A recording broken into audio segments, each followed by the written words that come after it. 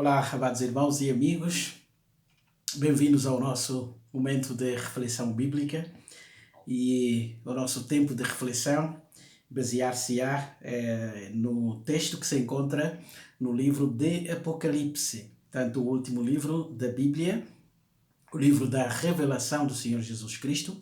Como já dissemos da outra vez, a palavra Apocalipse significa exatamente isso, revelação, ou seja, trazer às claras aquilo que estava escondido. Nós já vimos que o seu significado, portanto, a palavra Apocalipse é uma palavra composta, apokaliopsis, ou kaliupto, que é o verbo. Portanto, se kaliupto é esconder ou ocultar, então o prefixo apo significa trazer ao de cima, portanto, revelar aquilo que estava escondido. Por isso que em algumas versões não vem como Apocalipse, mas vem exatamente traduzida a palavra como revelação. E em português é mesmo isso. Revelar, tirar, significa tirar o véu, não é? Velar é ocultar. E revelar, portanto, é tirar aquilo que estava a ocultar. Portanto, é tornar conhecido aquilo que estava escondido. Tirar o véu daquilo que estava encoberto pelo próprio véu. Portanto, este é o significado da palavra Apocalipse. Portanto, todo o livro será uma revelação do Senhor Jesus Cristo. Apesar de toda a sua simbologia, dos seus números, das imagens, com as quais nós não estamos familiarizados, mas é um livro que representa uma mensagem revelada pelo Senhor Jesus Cristo para confortar, em primeiro lugar, as igrejas que existiam, especificamente na Ásia Menor, portanto na parte mais ocidental da atual Turquia, e também para consolar o próprio João, que foi o receptor desta mensagem, que estava preso naquela ilha de Patmos. Então começaremos a nossa leitura a partir do versículo 9. Portanto, estamos no capítulo 1 de Apocalipse, a partir do versículo 9, onde João então vai descrever, entre outras coisas, aquilo que viu e também as orientações que recebeu para escrever este livro maravilhoso, que encerra, portanto, o texto bíblico, o texto autoritário, o texto canônico do nosso livro de fé. Então, a partir do versículo 9 do capítulo 1, lemos o seguinte: Eu, João, que também sou vosso irmão e companheiro na aflição e no reino e paciência de Jesus Cristo, estava na ilha chamada Patmos, por causa da palavra de Deus e pelo testemunho de Jesus Cristo. Eu fui arrebatado no Espírito no dia do Senhor, e ouvi detrás de mim uma grande voz, como de trombeta, que dizia: Eu sou o Alfa e o Ômega, o primeiro e o derradeiro. E o que vês, escreve num livro e envia às 7 igrejas que estão na Ásia: a Éfeso, e a Esmirna, e a Pérgamo, e a Tiatira, e a Sardes, e a Filadélfia, e a Laodiceia. E virei-me para ver a voz que falava comigo. E virando-me, vi 7 castiçais de ouro. E no meio dos 7 castiçais, um semelhante ao Filho do Homem, vestido até aos pés de uma roupa comprida e cingido pelos peitos com um cinto de ouro.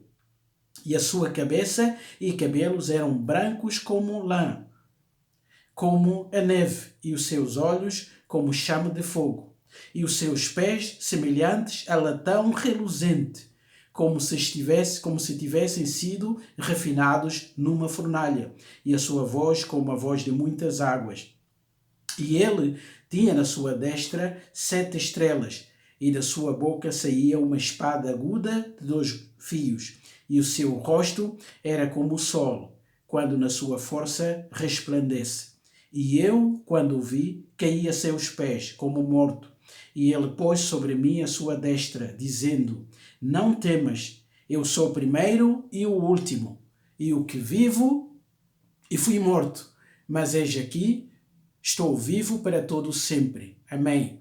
E tenho as chaves da morte e do inferno. Escreve as coisas que tens visto, e as que são, e as que depois destas hão de acontecer. O mistério das 7 estrelas que viste na minha destra e dos 7 castiçais de ouro. As 7 estrelas são os anjos das 7 igrejas. E os 7 castiçais que viste são as 7 igrejas.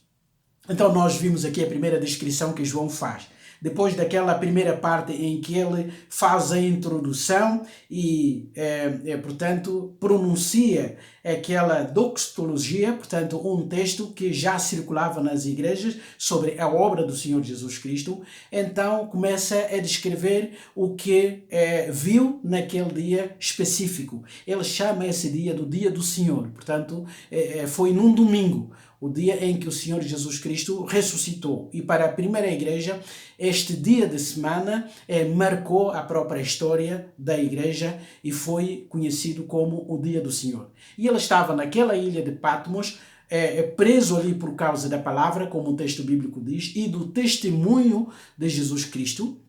Ou seja, ele foi ali preso, foi enviado para aquela ilha como espaço da sua condenação, como a sua prisão, porque pregava a palavra de Deus e também proclamava a sua fidelidade ao senhorio do Senhor Jesus Cristo. Portanto, esta foi, sem dúvidas, a razão principal que o levou àquela cadeia ali na ilha de Patmos, que se encontrava mais ou menos cerca de 100 quilômetros, portanto, da parte mais continental da Ásia Menor. E João diz que ele foi preso por causa disso, da palavra que pregava e do testemunho que dava acerca do senhorio de Jesus Cristo. Porque naqueles dias os cidadãos que estavam no Império Romano eram obrigados, portanto, a declarar que César era o Senhor. Portanto, César tinha recebido, digamos assim, essa categoria de ser divino.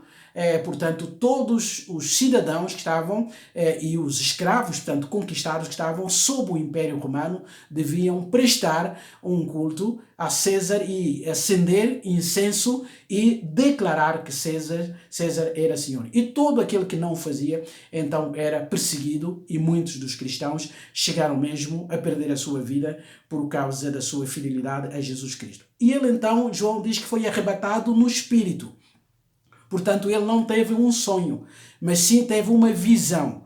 Ou seja, em algum momento da sua vida, mesmo lá naquela prisão, ele foi transportado para uma dimensão espiritual. E foi-lhe permitido então ver tudo aquilo que ele vai descrever aqui, mas também ao longo de todo o livro. E depois, quando ele se encontrava nesse estado, ele ouviu por detrás de si uma voz, não é? Uma voz que dizia: eu sou o Alfa e o Ômega, o primeiro e o derradeiro.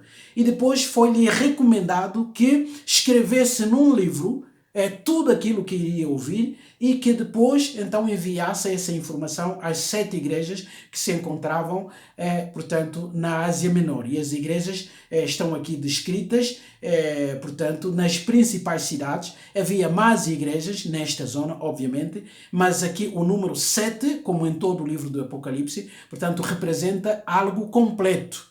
Não é? Portanto, essas igrejas representavam muitas outras que também existiam naquela época, mas também são representantes de todas as igrejas que viriam desde essa altura até a segunda vinda do Senhor Jesus Cristo. E ele então, depois de ouvir esse som que vinha, portanto, da parte de trás, ele obviamente se virou para ver o que é que produzia esse som, qual era a fonte desse som. E depois, quando João se pode virar então para ver qual era a origem desse som, e ele diz que viu logo 7 castiçais, 7 candelabros. E depois, no meio desses 7 candelabros, estava alguém semelhante ao Filho do Homem. Portanto, um ser espiritual, mas que tinha semelhança humana. E depois viu logo a forma como esse ser estava vestido. Ele diz que até aos pés, portanto, trazia uma roupa comprida e cingido pelos peitos com um cinto de ouro. Portanto, essa roupa comprida, depois por cima dessa roupa havia esse cinto de ouro, e nós sabemos que o ouro representa a realeza, portanto, também, de certa forma, a autoridade. E, portanto, ele viu este ser e depois continua a descrição. E a sua cabeça e cabelos eram brancos como lã branca, como a neve. Portanto, sinal de longevidade. Portanto, ele viu um ser eterno. E aqui a sua eternidade é representada pelos cabelos brancos, não é? A cabeça branca e os cabelos brancos que mostravam ou que simbolizavam que esse ser que estava diante de João era um ser eterno e que tinha uma longa vida. E depois João continua dizendo que os seus olhos eram como chama de fogo. Os olhos servem para ver. Portanto, aqui a comparação ou a simbologia da chama de fogo significa que eram olhos penetrantes. Se nós captamos a informação pela nossa visão, então esses olhos semelhantes à chama de fogo simbolizam uma penetração completa. Portanto, esse ser ou essa figura tinha um olhar penetrante e que sabia todas as coisas. Mas também os seus pés eram semelhantes a latão reluzente. Traduzindo para a nossa linguagem, significa que a imagem que João teve foi do bronze polido, um bronze brilhante, um material resistente. E o bronze também na Bíblia significa e representa justiça. Só que esse bronze, esses pés de bronze, eram como se tivessem sido refinados numa fornalha. Portanto, o brilho era majestoso e extraordinário. E a sua voz como a voz de muitas águas. Lembremos-nos de que João estava numa ilha, portanto, todos os dias ele ouvia o bater das ondas sobre as rochas e aquele ruído das ondas, e ele diz que a voz desse ser que lhe apareceu, portanto, era semelhante à voz de muitas águas quando batiam sobre as rochas, portanto, nas margens do mar Egeu. E ele tinha na sua destra 7 estrelas, e da sua boca saía uma espada aguda de 2 gumes. Nós sabemos a partir do versículo 20 que as 7 estrelas representam ou simbolizavam os 7 anjos. Portanto, o Senhor Jesus Cristo tinha na sua mão direita, portanto, 7 anjos ou 7 líderes, quem seriam, portanto, responsáveis para fazer a leitura do conteúdo de todo o livro, portanto, de Apocalipse. E da sua boca, portanto, saía uma espada aguda de 2 gumes. E a espada na Bíblia, e especialmente no Novo Testamento, sempre está relacionada à própria palavra de Deus. Portanto, é a palavra mais penetrante, portanto, cujo poder é capaz de sondar até os pensamentos não verbalizados, até as motivações escondidas, portanto, podem ser reveladas através da palavra de Deus. O que significa que o Senhor Jesus Cristo é aquele que é detentor da palavra, e ele próprio é a palavra, capaz de penetrar qualquer que seja, portanto, a dimensão.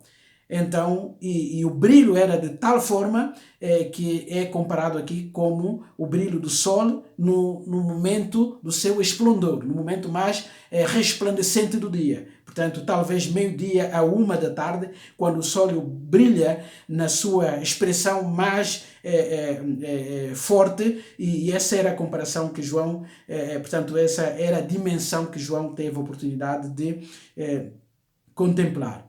E João diz que quando ele viu esta figura que estava diante de si, com todas essas características majestosas, não foi possível outra reação, a não ser um desmaio. E ele diz que caí, não é? Como um morto. O que significa aqui que João desmaiou. Ele ficou tão impressionado com aquela imagem, difícil de ser suportada com as capacidades humanas. E essa é sempre a reação natural daquele que vê um pouco do vislumbre da glória de Deus. Todas as pessoas que tiveram uma pequena oportunidade de um pequeno vislumbre da glória de Deus ficaram de tal forma tão maravilhadas, tão extasiadas, que eles perderam seus sentidos. E isso significa que eles se viram como pecadores diante de um Deus santo. Portanto, eles reconheceram a sua limitação, a sua pecaminosidade, a sua pequenez, e não puderam resistir diante daquela imagem maravilhosa de Deus. E é sempre esta a imagem que todos aqueles que têm uma intimidade com Deus têm. Quanto mais nós compreendemos um pouco daquilo que Deus é, quanto mais nós temos um pouco mais de graça para compreendermos a santidade de Deus e termos alguma experiência, alguma noção daquilo que Deus é, a reação natural é igual àquela que Isaías teve. Ai de mim, não é? ai de mim que vou perecendo. E João aqui, portanto, desmaiou e foi bem humilhado ali, e só depois é que ele então sentiu o braço consolador daquele que diante de si estava, dizendo-lhe, não temas, eu sou o primeiro e o último, para mostrar também aqui a sua eternidade. Aquele Deus que é eterno, que sabe tudo, que conhece tudo e que possui todo o poder nas suas mãos. E o Senhor Jesus Cristo aqui continua ainda a sua revelação a João. Diz que eu que vivo e fui morto, mas eis que estou vivo para todo sempre. Amém. Então Jesus diz, é verdade que eu morri. É verdade que houve uma altura em que pareceu que a morte foi superior e vencedora. Mas não, eu venci a morte. Estou aqui. E essas palavras devem ter trazido uma consolação tremenda ao coração de João. Porque era um pastor daquelas igrejas. A história mostra que nos últimos anos do primeiro século, o único apóstolo sobrevivente era João. E ele pastoreava não só a igreja em Éfeso, mas também prestava serviço pastoral, ou seja, o seu ministério pastoral estendia-se também às outras igrejas da Ásia Menor.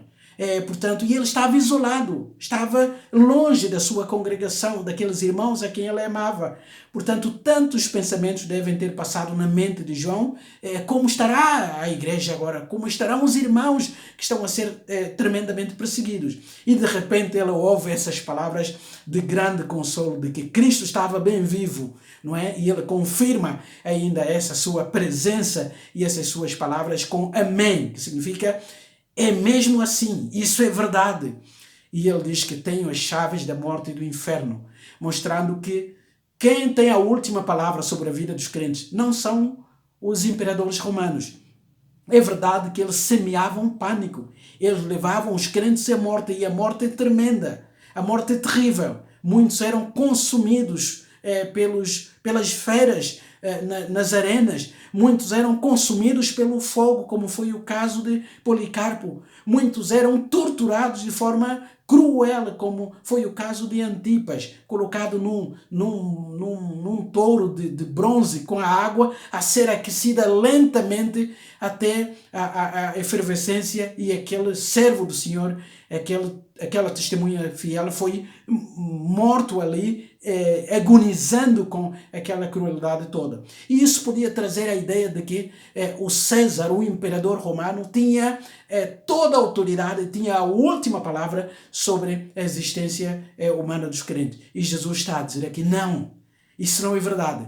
Quem tem as chaves, e as chaves representam o poder e a autoridade, quem tem a autoridade sobre a morte e sobre o próprio lugar dos mortos, que é o inferno, o Hades, sou eu.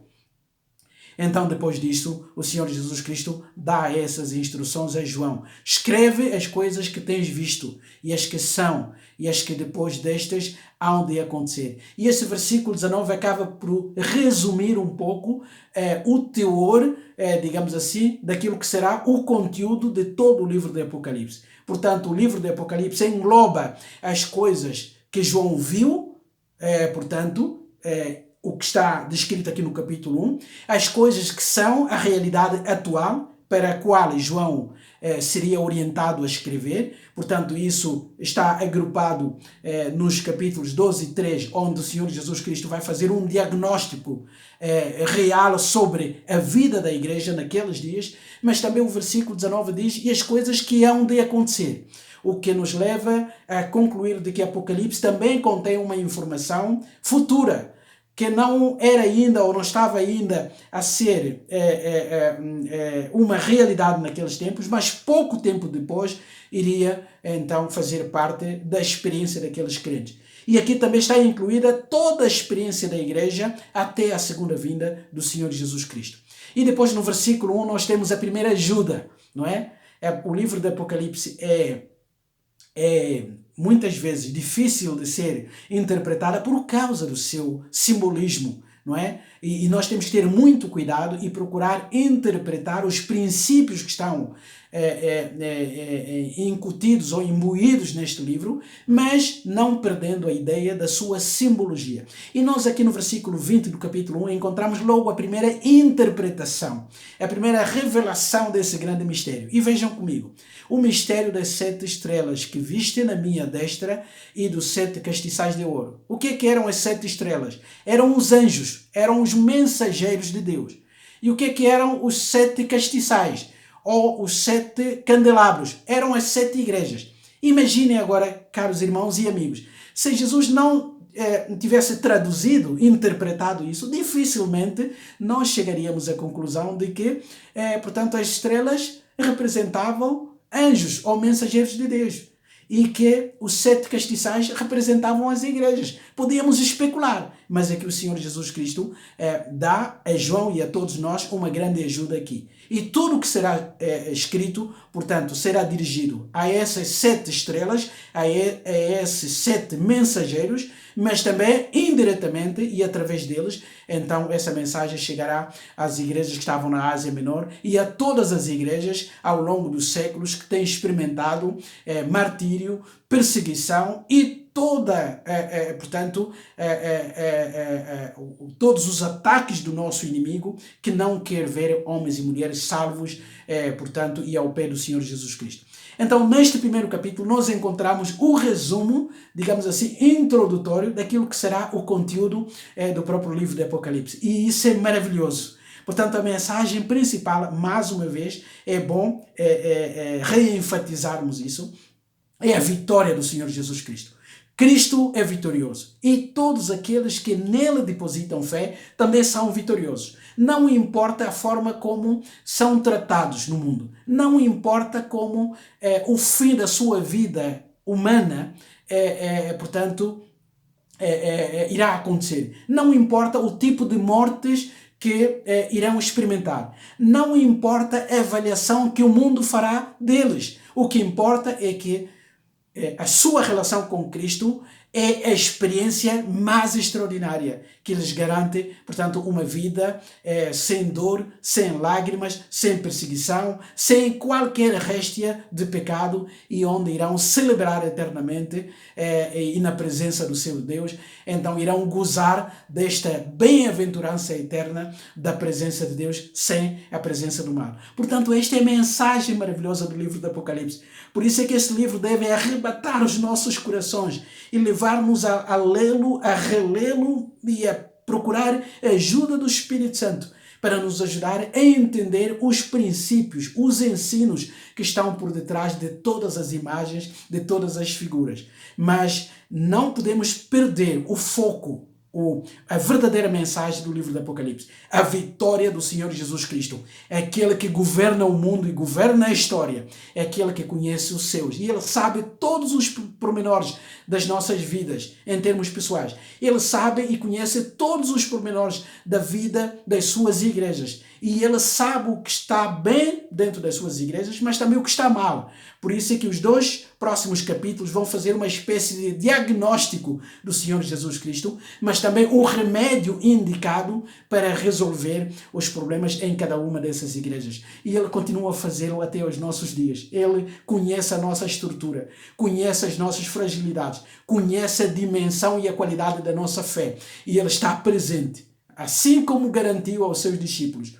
Eis que estou convosco todos os dias até a consumação dos séculos. Ele continua a garantir a mesma, a confirmar a mesma promessa. Ele está conosco. Não importa a nossa experiência, seja ela de uma pandemia, seja de uma catástrofe qualquer, seja de uma guerra, de uma perseguição, de uma prisão, não importa. O facto é que quem está com Cristo tem a presença de Cristo na sua vida e pode viver com uma esperança inabalável, que Cristo ainda está sentado no trono e não os presidentes, não os reis deste mundo, não será o anticristo a ter a última palavra, nem sequer o próprio Satanás, porque ele também é uma criatura de Deus. Como disse Lutero, ele é Satanás, mas ainda é Satanás, é um diabo de Deus. Ele só vai até onde Deus permitir. Ele só faz aquilo que Deus permite. Mas quem tem a última palavra sobre ele próprio e sobre todos aqueles que ele engana é ainda o próprio Deus. Portanto, e obviamente, quem tem o destino de todos aqueles que depositam fé no Senhor Jesus Cristo é o próprio Senhor Jesus Cristo, que por eles morreu e deu a sua vida. E com o seu sangue ele os comprou de todas as nações, de todas as tribos, de todas as línguas, de todos os lugares.